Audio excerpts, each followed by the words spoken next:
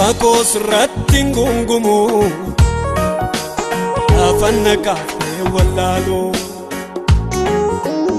Apakos ratting gungumu afanna kafe wallalo Kana narkadin aftae Isanna yotae Karuma kelala chiko Bekadati wa eko Bekadati wa eko Bekadati wa eko Bekadati wa eko Bekadati wa eko Bekadati wa eko Bekadati wa eko Bekadati wa eko Bekadati wa eko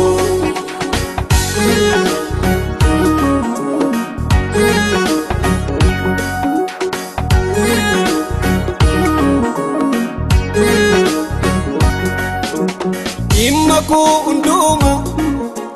debi'in ilalu Sittangatenise Anna hafilale Tutuke sinarsu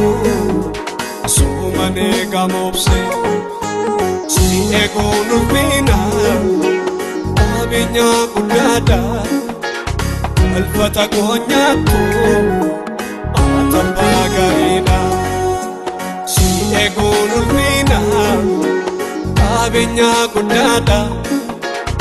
Alfata konyatu Tambagarina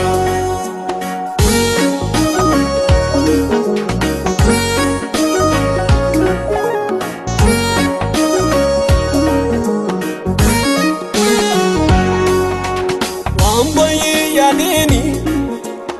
Akaya dentane Ram karati Ango dev sibeka Yada ke tujala Ata narati Afura kulmulu Egina mumako Esumu manjira Asmiti biyeko Afura kulmulu Egina mumako Yesumu manjira Aswiti biyeko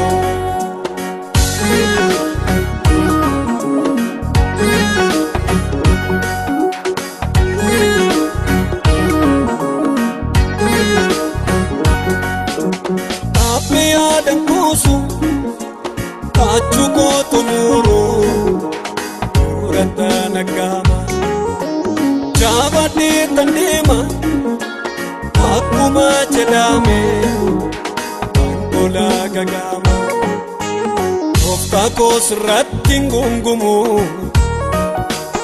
Afanna kafe wallalo Apakos ratting gungumu Afanna kafe wallalo Kana narkadin aftae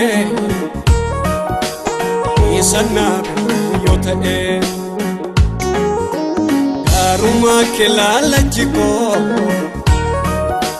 Bekadati wa eko Bekadati wa eko Bekadati wa eko Bekadati wa eko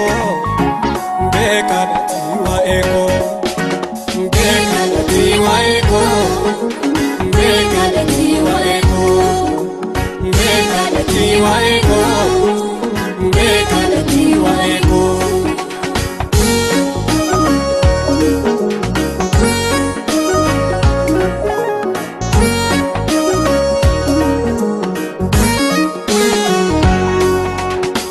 Abansi jala desnaf mijate mite Dalo madate na bojite mate Chige sanabtera mulfinne godani Akinne bayate samamsi somnani Bekalati waeko Bekalati waeko Bekalati waeko Bekalati waeko